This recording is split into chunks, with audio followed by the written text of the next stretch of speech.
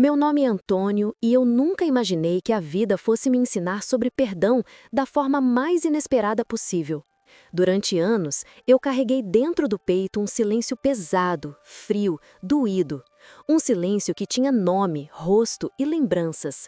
Minha filha, Marina.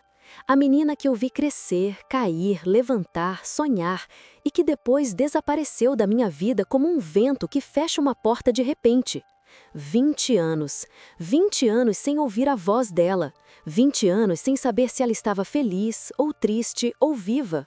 20 anos de orgulho, mágoa e um arrependimento que eu fingia não carregar. E se essa história já tocou o seu coração, se você também sente que o tempo às vezes pesa mais do que deveria, se inscreva no canal Dor Silenciosa. Aqui, nós transformamos memórias em cura e histórias em companhia para quem já sofreu em silêncio. Tudo começou numa manhã comum, daquelas que a gente vive no automático. Eu estava sentado na varanda tomando meu café, observando as folhas secas caírem da mangueira do quintal. A velhice tem dessas coisas. A gente passa a reparar demais no que está indo embora. A xícara ainda estava quente quando ouvi alguém bater no portão. 3 batidas rápidas. Achei estranho, porque quase ninguém me visitava. Levantei devagar, sentindo as dores do corpo que já não é mais tão meu, e caminhei até a entrada. Quando abri o portão, vi um garoto parado ali. Um menino de uns 10 anos, camiseta vermelha, cabelo bagunçado pelo vento e um sorriso tímido que parecia carregar um tipo de coragem que eu nunca tive. Ele segurava uma mochila nas costas e tinha um olhar que me fez esquecer como se respirava. Porque aquele olhar eu conhecia. Era o mesmo que Marina tinha quando criança. O mesmo brilho, o mesmo jeito de apertar os olhos quando o sol batia no rosto. Antes que eu pudesse perguntar qualquer coisa, ele disse: "Você é o Antônio?" Minha voz falhou por dentro, mas respondi: "Sou sim. E você, é quem?" Ele respirou fundo, como se estivesse prestes a revelar um segredo que segurou por muito tempo. "Meu nome é Gabriel. Eu sou seu neto." O mundo girou. Senti minhas pernas fraquejarem, a mão tremer, o coração errar o compasso. O ar ficou pesado ao meu redor. Neto, neto, neto. A palavra ecoava dentro de mim como um sino antigo. Eu não sabia se acreditava, se negava, se chorava, não conseguia dizer nada. Apenas fiquei olhando para ele, tentando entender como a vida tinha resolvido me devolver algo que eu achava que havia perdido para sempre. Ele sorriu, mas o sorriso era triste, como se tivesse medo da minha reação. "A mamãe me pediu para vir", ele disse. "Ela disse que você não ia querer, mas eu queria conhecer você." Mamãe. Ele tinha chamado Marina de mamãe. Meu peito ardeu de um jeito que eu não sabia explicar. Era saudade, era dor, era culpa, era tudo misturado. Engoli seco e perguntei: "A sua mãe, a Marina, ela está bem?" O garoto baixou os olhos. A mochila escorregou um pouco no ombro dele. "Mais ou menos", ele respondeu. "Ela está doente." Aquelas 3 palavras me atingiram como uma pancada. Doente, doente, doente. 20 anos de silêncio, de distância, de orgulho inútil. E agora? Doente. Senti algo quebrar dentro de mim. O menino continuou: "Ela não queria que você se preocupasse, mas eu achei que você tinha o direito de saber." Ele falava com uma maturidade que não combinava com a idade, como se fosse um adulto preso dentro de um corpo pequeno, como se tivesse vivido dores que não deveria conhecer tão cedo. Ele me olhou nos olhos e perguntou: "Posso entrar?" Eu dei um passo para trás, abrindo o caminho. Ele entrou devagar, olhando tudo como quem visita um museu cheio de memórias desconhecidas. Passou pela sala, encarou as fotos antigas, as plantas na janela, o relógio parado na parede. Depois se sentou no sofá, com as mãos no colo, esperando que eu me sentasse também. Quando finalmente me acomodei na poltrona, ele falou: "A mamãe contou que vocês brigaram. Ela disse que foi por culpa dela, mas que não soube voltar. Ela sempre dizia que o Senhor tinha razão, mas o tempo passou e ficou difícil. Ela achou que o Senhor nunca ia querer ver ela de novo." Meu coração apertou. Marina achou, Marina pensou, Marina sentiu. E eu? O que eu fiz? Eu deixei o tempo passar, eu deixei a porta fechada, eu deixei a minha menina ir embora sem sequer tentar chamá-la de volta. Antes que eu pudesse responder, o garoto tirou algo da mochila, um caderno. Capa azul, cantos desgastados, folhas amareladas. Ele me entregou e disse: "Isso é dela. Ela queria que você lesse." Abri o caderno com mãos trêmulas. A letra era a mesma de quando ela era adolescente, bonita, cuidadosa, redondinha. Logo na primeira página havia uma frase: Pai, eu não soube ficar, mas nunca deixei de amar. Senti as lágrimas subirem, tentei segurar, mas elas vieram mesmo assim. O menino ficou me olhando, quieto, como se estivesse entendendo tudo. Ele se aproximou e colocou a mão pequena sobre a minha. Vô, a mamãe não precisa que o senhor peça desculpa. Ela só queria que você não esquecesse dela. Foi aí que eu percebi que aquele menino não tinha vindo apenas me visitar. Ele tinha vindo me salvar. E é aqui que a primeira parte termina. Gabriel ficou ali sentado, com as perninhas balançando para frente e para trás, como se não tivesse acabado de virar o meu mundo do avesso. A luz que entrava pela janela iluminava o rosto dele de um jeito que me fazia ver Marina em cada detalhe. No formato do nariz, no jeito de morder o lábio quando pensava, no olhar curioso que parecia enxergar mais do que as palavras poderiam explicar. Eu ainda segurava o caderno dela nas mãos, incapaz de continuar lendo. Era como se cada letra fosse uma flecha enfiada no lugar onde a saudade repousou por 2 décadas. Você quer água? Suco? Perguntei, mais para quebrar o silêncio do que por saber o que fazer. Ele balançou a cabeça em um não delicado, mas firme. Eu só quero conversar com o senhor, disse baixinho. Aquela frase me desmontou. Era tão simples, tão pura. Eu não lembrava a última vez em que alguém quis conversar comigo. Talvez porque eu sempre preferi o silêncio, ou talvez porque o silêncio sempre preferiu morar aqui dentro. Mas naquele instante, o silêncio parecia um inimigo. Então respirei fundo e disse: Pode perguntar o que quiser, Gabriel. Ele pensou por alguns segundos, como quem escolhe a palavra certa antes de entregá-la. O senhor ama a minha mãe? Meus dedos apertaram a capa do caderno. O coração bateu num lugar que eu achava adormecido. Amo, respondi sem hesitar. Amei desde o dia em que ela nasceu. E mesmo quando a gente brigou, mesmo quando o tempo tirou ela de mim, eu nunca deixei de amar. Ele sorriu de um jeito triste, como se aquela resposta confirmasse algo que ele sempre desejou ouvir. A mamãe sempre achou que não, ele disse. Ela dizia que o silêncio dói mais do que qualquer palavra. Silêncio. A palavra ecoou dentro da sala. Doeu ouvir aquilo porque era verdade. O silêncio que eu dei para Marina foi maior do que qualquer discussão. Eu fiquei esperando que ela voltasse. Ela ficou esperando que eu fosse atrás. E no fim, ninguém deu o primeiro passo. A vida é cruel para quem deixa tudo para depois. Gabriel continuou. Ela disse que vocês brigaram por causa de um amor errado. Eu não entendi direito. Fechei os olhos por um instante. A lembrança veio como uma cicatriz que arde quando o tempo muda.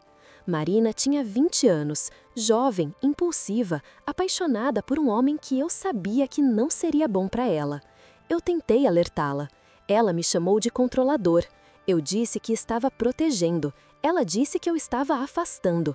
Falamos alto demais. E no fim, ela saiu de casa com uma mochila nas costas e uma certeza que eu não tive força para quebrar. Foi isso mesmo, Gabriel. Respondi com honestidade. Eu achei que estava certo. Achei que estava te protegendo, protegendo a sua mãe. Mas no fundo, eu só tinha medo. Medo de perder ela para o mundo. Ele me escutava com atenção. A maturidade dele me surpreendia. Ele era só um menino, mas tinha uma alma grande demais para caber na idade. Ela se arrependeu, ele disse de repente. Não do amor, mas do jeito que foi embora. Aquela frase ficou pairando no ar como uma semente que só agora encontrava onde germinar. Eu engoli seco. A sua mãe... Comecei, mas parei. Ela está muito doente? Ele mexeu a cabeça devagar, confirmando. Os olhos dele ficaram brilhantes, como se a dor começasse a subir. A mamãe não queria que eu contasse, ele disse, mas ela tem uma doença que o médico disse que pode piorar de repente. Por isso eu vim. Eu não queria que o senhor descobrisse tarde demais. O ar sumiu dos meus pulmões, o chão pareceu se mover. Eu, que achava que tinha perdido minha filha, agora descobria que talvez ainda pudesse perder de novo, desta vez para sempre. Gabriel se aproximou um pouco mais, com aquele gesto espontâneo de criança que ainda não aprendeu a distância dos adultos. Ele colocou a mão no meu braço, como se quisesse me manter ancorado no presente. Ela ainda fala do Senhor, ele disse, mesmo quando está triste, mesmo quando está doente. Ela sempre disse que queria que o Senhor tivesse conhecido eu antes. Eu senti um nó subir no peito, um nó feito de 20 anos de orgulho, distância e lágrimas. Pensar que minha filha, mesmo longe, mesmo ferida, ainda guardava amor por mim, era demais para segurar. Gabriel, perguntei com a voz rouca, ela sabe que você veio aqui? Ele hesitou. Esse pequeno segundo de hesitação disse tudo. Não, respondeu por fim. Ela ia dizer não, ela ia dizer que o Senhor não queria vê-la. Então eu vim escondido. O mundo ficou silencioso de novo, mas não era o mesmo silêncio de antes. Era um silêncio pesado, cheio de significado. Eu senti vontade de abraçar aquele menino, não porque ele era meu neto, mas porque ele já sabia coisas sobre amor que eu levei a vida inteira para entender. Ela vai brigar com você? Perguntei. Vai, ele respondeu, mas deu um meio sorriso. Mas ela me ama, vai passar. Eu respirei fundo, tentando absorver tudo, até que ele tirou outra coisa da mochila. Um celular velho, arranhado, com a tela trincada. A mamãe disse que nunca mais ia ligar para o senhor, porque achou que o número já nem existia. Mas eu acho que, às vezes, as pessoas só precisam de ajuda para encontrar o caminho de volta. Ele colocou o celular na mesa, devagar, como quem coloca um coração sobre um altar. Se o senhor quiser, eu posso ligar para ela agora. A sala pareceu parar. A luz na janela mudou de tom. Meus batimentos ficaram tão altos que parecia que o menino podia ouvir. Era a chance que eu esperei por 20 anos. Era também a chance que eu temi por 20 anos. Eu olhei para o celular, depois olhei para Gabriel e percebi que aquele menino não tinha vindo trazer apenas um caderno. Ele tinha vindo trazer uma ponte. E é aqui que a segunda parte termina. Eu fiquei olhando para aquele celular como quem encara um fantasma. Ele estava ali, silencioso, comum, mas carregava 20 anos de distância, 20 anos de mágoas, 20 anos de palavras nunca ditas. Gabriel esperava sem pressa, como se entendesse que existiam portas dentro de mim que estavam se abrindo pela primeira vez. Ele não me pressionou, não disse nada, apenas ficou ali, com aquelas mãos pequeninas repousando sobre o colo, pronto para me entregar aquilo que o tempo tentou esconder. Vô, ele disse baixinho, às vezes a gente precisa fazer o que tem medo, porque é isso que conserta o coração. Respirei fundo, minhas mãos estavam trêmulas, mas estendi o braço. Toquei o celular. Era leve, muito mais leve do que o peso que carregava na minha memória. Eu acenei com a cabeça, e ele sorriu, aquele sorriso que devolvia luz a qualquer dia nublado. Ele desbloqueou a tela, abriu o contato mãe e me estendeu o aparelho. O toque chamou uma vez, a segunda. Na terceira, meu peito apertou. Na quarta, eu quis desistir. Mas então, do outro lado, uma respiração, um silêncio, um nome pronunciado com voz fraca, quase quebrada. Gabriel? Meu corpo inteiro estremeceu. Era ela, era a minha Marina. O menino imediatamente colocou a mão no meu braço e balançou a cabeça, como quem diz, vai, vô. Eu levei o celular ao ouvido. Não, filha, sou eu. O silêncio que veio depois foi tão forte que parecia que o mundo tinha parado. De repente, senti como se 20 anos estivessem voltando todos de uma vez. E então ouvi um soluço. Um choro contido, abafado, um choro que ela tentou esconder, mas não conseguiu. Pai? Aquela única palavra desfez tudo o que eu acreditava que era inquebrável. Eu já não estava sentado no meu sofá.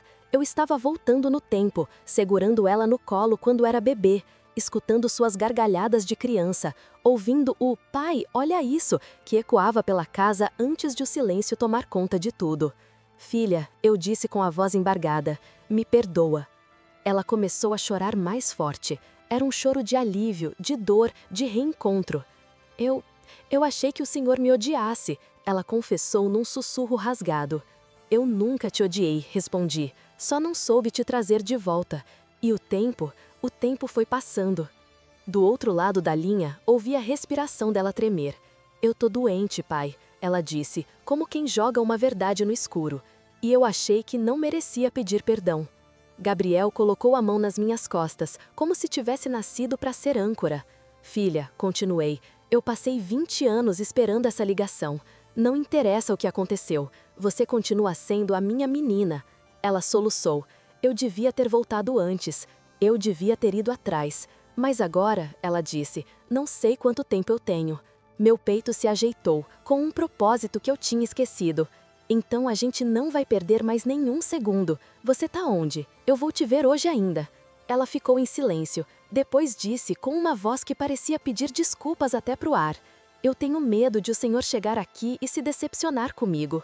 Impossível, respondi na mesma hora. Se eu pudesse voltar no tempo, eu teria corrido atrás de você no dia em que você saiu por aquela porta. Mas eu fiquei parado. Fique você onde estiver, eu vou até você. Gabriel sorriu. Um sorriso pequeno, doce, como quem já sabia que esse era o momento que precisava acontecer. Ela respirou fundo. Eu estou na clínica municipal, quarto 408. Eles estão me avaliando. Às vezes dói, às vezes cansa. Mas agora tá aliviando. Por quê? Perguntei. Porque estou ouvindo a sua voz. Gabriel apertou minha mão. Vô, vamos agora? Perguntou baixinho. Agora, respondi, ainda segurando o telefone. Antes de desligar, Marina disse algo que eu nunca imaginei ouvir de novo. Pai, obrigada por atender. E eu respondi, obrigada por me procurar. O caminho até a clínica parecia mais curto do que deveria. Talvez fosse Gabriel, andando ao meu lado e contando histórias bobas só para me fazer rir. Talvez fosse a urgência no meu coração, finalmente desperto depois de tanto tempo dormindo. Quando chegamos, ele segurou forte minha mão, como se soubesse que eu estava prestes a reencontrar uma parte de mim que eu achei que tinha morrido. Subimos devagar. Cada degrau era uma lembrança, cada corredor um pedido de perdão não dito. Quando chegamos ao quarto, Gabriel bateu levemente na porta e entrou primeiro. Marina estava sentada, pálida, magra, mas ainda com aquele brilho nos olhos que era só dela. Quando ela me viu, sua boca tremeu. O tempo não esperou, o tempo não perdoou, mas naquele momento ele finalmente aprendeu a devolver. Pai, ela disse, quase sem voz. Filha, eu a abracei, um abraço que vinha sendo guardado há 20 anos, um abraço que juntou duas vidas que ficaram muito tempo afastadas por orgulho, medo e silêncio, um abraço que curou mais do que qualquer remédio poderia curar. Gabriel ficou olhando, com os olhos brilhando. E eu entendi.